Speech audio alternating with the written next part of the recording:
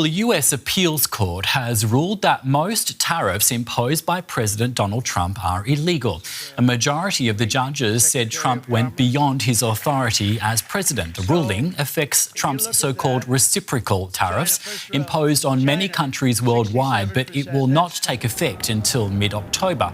This gives the government a chance to appeal the ruling to the Supreme Court, which Donald Trump has vowed to do. Trump, meantime, has lashed out at the court ruling on his Truth Social platform. Part of his lengthy post read, "All tariffs are still in effect. Today, a highly partisan appeals court incorrectly said that our tariffs should be removed, but they know the United States of America will win in the end. If allowed to stand, this decision would literally destroy the United States of America." Those are words from Donald Trump. Let's bring in Penny Naas now, an international economic strategist at the German Marshall Fund in Washington, D.C. Thank you so much for your time. First of all, I'd like to get your take on this ruling. Were you expecting it? So thanks for having me today.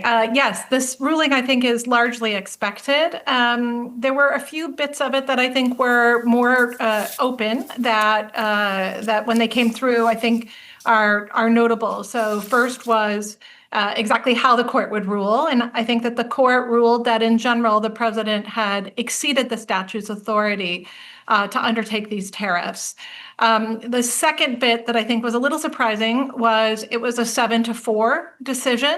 Now, I think that was a little expected. As you move up through the courts, there's more and more deference, I think, given to the president with regards to the national security elements of the law, and more deference given to his ability to take actions that he deems necessary, which is what 4 of the judges basically said.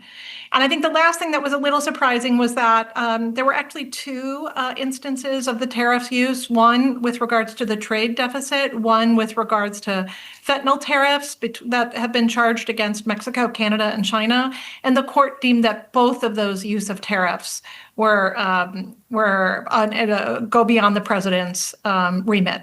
OK. Now, in a statement, the White House said after the ruling that it was looking forward to, quote, ultimate victory on the matter. You've just mentioned this apparent split in the appeals court 7-4.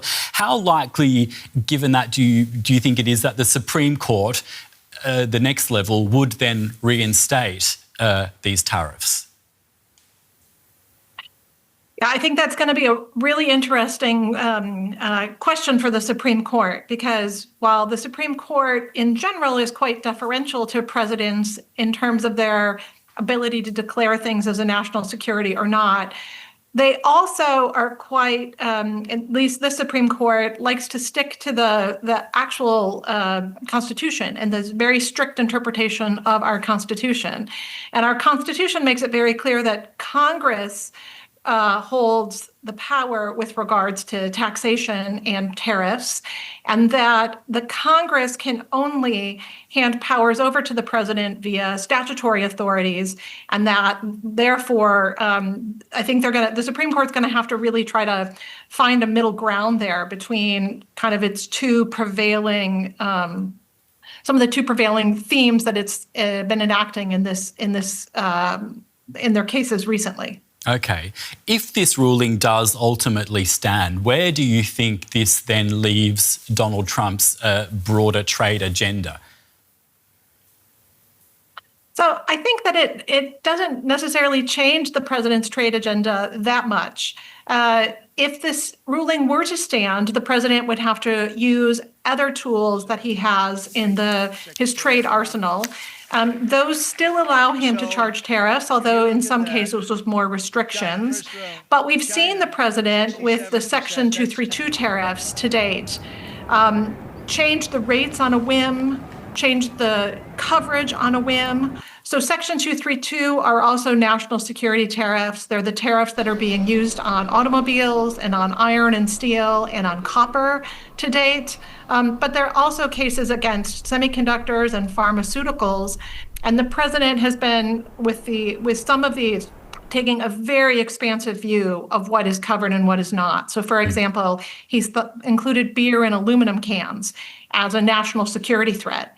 And so I think that this president has been slowly expanding the definition of national security, thinking that if something happened with IEEPA, he would then be able to use many other authorities that he has with this broad view of national security to keep his tariffs moving. We've been speaking with Penny Naas from the German Marshall Fund. Thank you so much for your analysis today, Penny. Thank you.